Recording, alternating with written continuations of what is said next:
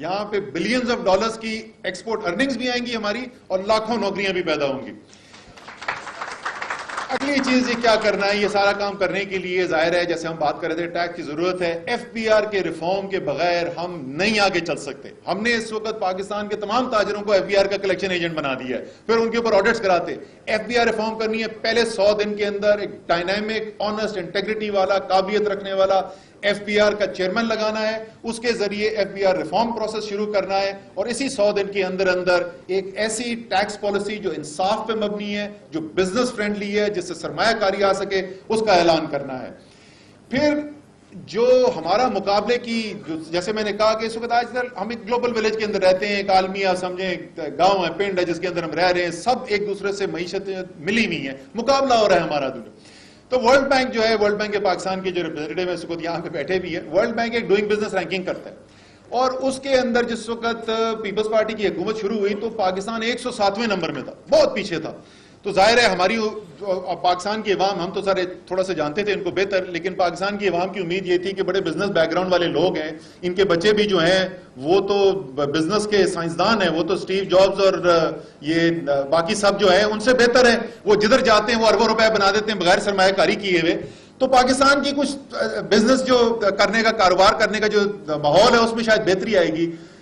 تو کیا گیا جناب کہ 5 سال کے اندر میاں صاحب کی اور اب شاہد خاقان عباسی کی حکومت میں, خیر وہ شاہد خاقان تو بھی کہتے ہیں میاں صاحب کی حکومت ہے, اس 5 سال کے اندر ورلڈ بینک کی ڈوئنگ بزنس رینکنگ میں پاکستان 107ویں نمبر سے گر کے 147ویں نمبر پہ آ گیا. 40 ملک دنیا کے ہمارے سے اور نکل گئے. ہم بنا رہے ہیں جی ایک انشاءاللہ تعالیٰ بنے گی ایک کاؤنسل آف بزنس لیڈرز, اس کو لیڈ کریں گے بذات خود وزیر اعظم عمران خان ذاتی طور پر لیڈ کریں گے,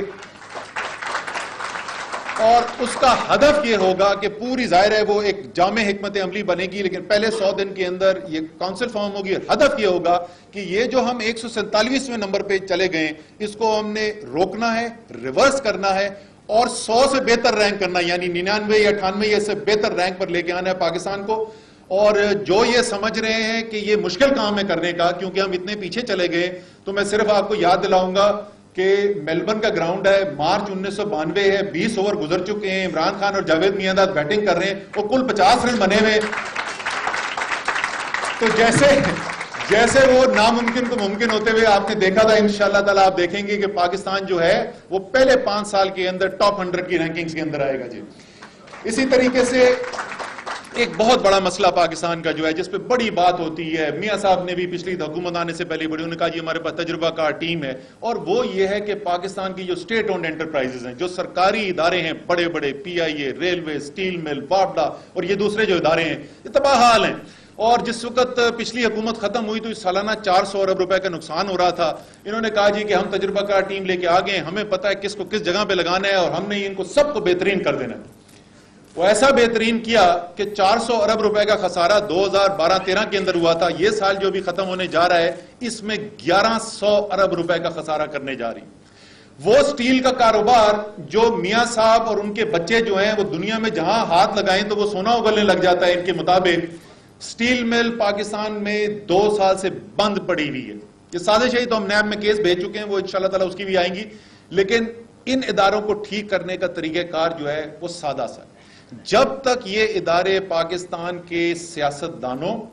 اور بابوؤں کے ہاتھ میں رہیں گے, سرکاری بابوؤں کے ہاتھ میں, یہ ٹھیک نہیں ہونے والے. طریقہ کار کیا ہے؟ ملیشیا کے اندر